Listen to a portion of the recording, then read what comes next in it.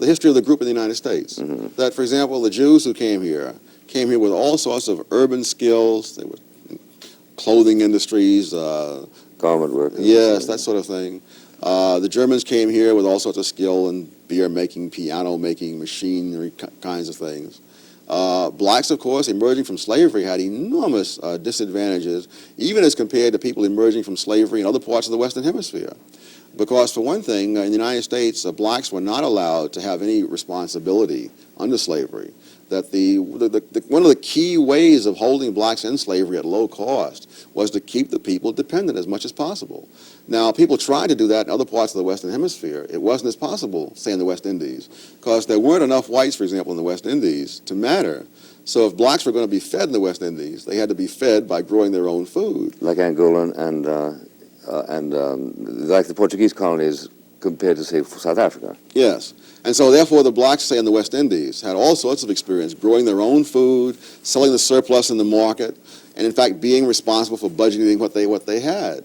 Blacks in the United States were deliberately kept from having that. Dependence was seen as the key to holding the slaves down. It's ironic that that same principle comes up in the welfare state 100 years later.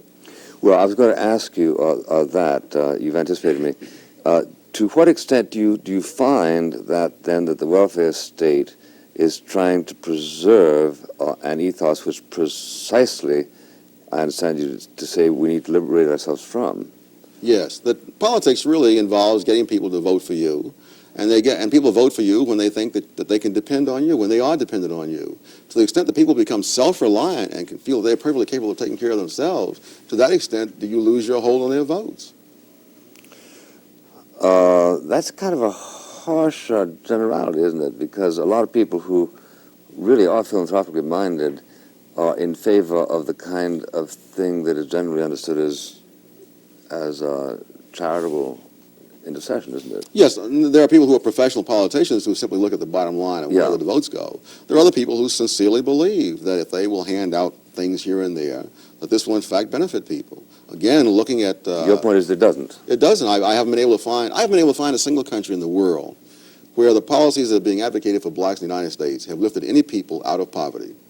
I've seen many examples around the world of people who began in poverty and ended in affluence. Not one of them has followed any pattern at all like what is being advocated for blacks in the United States.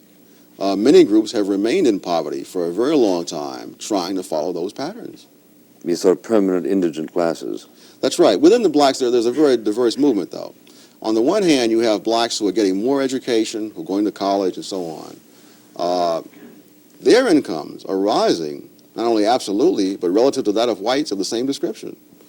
It's those blacks who have not had, say, 9 years of schooling, who have not had 6 years of experience in the job market. Their incomes are declining relative to the incomes of incomes of whites.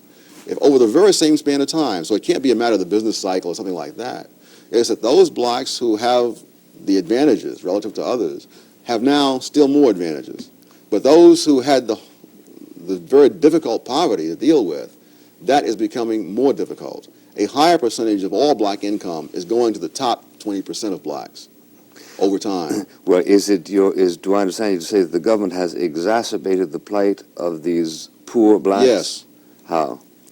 A number of ways. One, they've made it difficult to get jobs, to get started in the job market. Minimum wage law would be one of those things, but only one. The terrible schooling would be a major factor. That if you're going to turn out kids who are 40% functionally illiterate upon graduation from high school, then you're going to have very serious problems in the job market. And the government is responsible for that? The government runs the schools. Yes. State as well as federal. They're doing many things to make it much tougher for the person at the bottom to get started. And they're also making it less necessary to get started by having various subsidy programs, food stamps, welfare, and so on, which reduce the difference between working and not working. So that the general tendency of what they're doing is to make it harder to rise. But of course, if you're lucky enough to have started to rise before these programs began, then you're in great shape.